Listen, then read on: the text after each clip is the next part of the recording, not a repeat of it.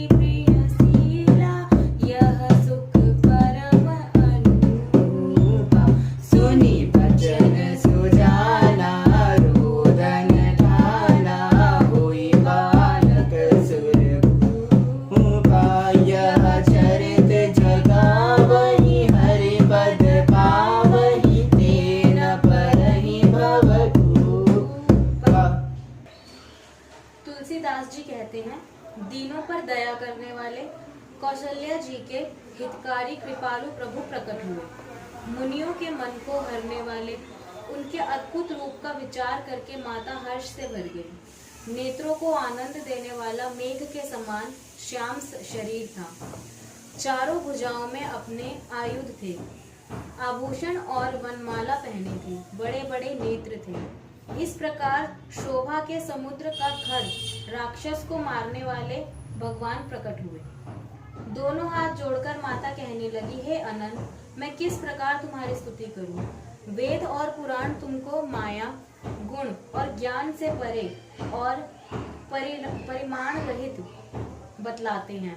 श्रुतियों और संत जन दया और सुख का समुद्र, सब गुणों का धाम कहकर जिनका गान करते हैं, वही भक्तों पर प्रेम करने वाले लक्ष्मीपति भगवान मेरे कल्याण के लिए प्रकट हुए हैं। वेद कहते हैं कि तुम्हारे प्रत्येक रोम में माया के रचे हुए अनेकों ब्रह्मांडों के समूह हैं। वे तुम मेरे गर्भ में रहे। इस हंसी की बात के सुन अबे यार। वेद कहते हैं कि तुम्हारे प्रत्येक रोम में माया के रचे हुए अनेकों ब्रह्मांड समूह भरे हैं। वे तुम मेरे गर्भ में रहे। इस हंसी की बात के सुनने पर धीर पुरुषों की बुद्धि भी स्थिर नहीं रहती, विचलित हो जाती है। जब माता को ज्ञान उत्पन्न हुआ तब प्रभु मुस्कुराए। वे बहुत प्रकार के चरित्र करना चाहते थे, अतः उन्होंने पूर्व जन्म की सुंदर कथा कहकर माता को समझाया, जिससे उन्हें पुत्र का प्रेम प्राप्त हो, भगवान के प्रति पुत्र भाव हो जाए। माता की वह बुद्धि फिर बदल गई। तब वह फिर बोली, हे तात, यह रूप छोड़कर अत्यंत प्रिय बाल लीला करो। मेरे लिए यह सुख परम अनुपम होगा। माता का यह वचन सुनकर देवताओं के स्वामी सुजान भगवान ने बालक रूप होकर रोना शुरू कर दिया। तुलसीदास जी कहते हैं, जो इस चरित्र का गान करते हैं वे श्री हरि का पद पाते हैं और फिर संसार रूपी कूप में नहीं गिरते। राम सिया राम सिया राम, जय जय राम। राम सिया राम सिया राम, जय जय राम। विप्रदेन सुर संत हित, लीन मनुज अवतार। निज इच्छा निर्मित तनु, माया गुण गोपाल। सियापति राम, जय जय राम। मेरे प्रभु राम, जय जय राम। सुनि शिशुरोदन परम प्रिय वाणी, सफरम चली आई सब रानी। हर्षित जय जय ताई दासी, आनंद मंगल सकपुर बासी। दशरथ पुत्र जन्म सुनि का नाम, ब्रह्मानंद समाना। परम प्रेम मन पुलक शरीरा, चाहत उठन करत मति धीरा। जाकर नाम सुनत शुभ होई, मोर गृह आवा प्रभु सो। परमानंद पुनि वर राजा, कहाँ बोलाई बाज बहु बाजा। गुरु वरिष्ठ के गौहंका, द्वैत सहित त्रिपुतारा। अनुपम बालक देखहि चाहि, रूप राशि गुण कहे न सिराई। नंदी मुख साराध करी, जातक कर्म सब कीन। हाटक देनो वसन मनी, नृप विप्र कह दीन। सियापति राम, जय जय राम। मेरे प्रभु राम, जय जय राम। ब्राह्मण, गौ देवता और संतों के लिए भगवान ने मनुष्य का अवतार लिया। वे माया और उनके गुण सत, रज, तम और इंद्रियों से परे हैं।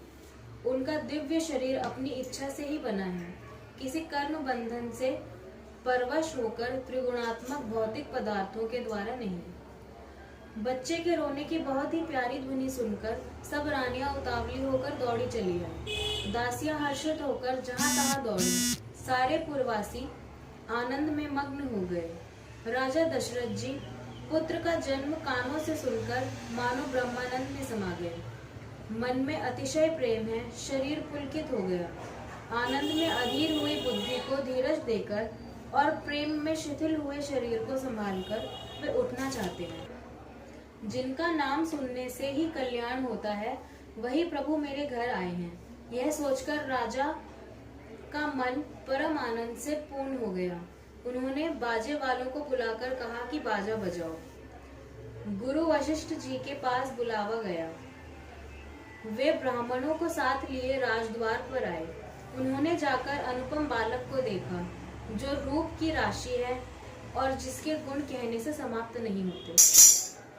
नंदी मुख साराध करी, जात करम सब कीन, हाटक देनु वसन मनी, नृप विप्रन कह दीन। सिया बलराम जय जय।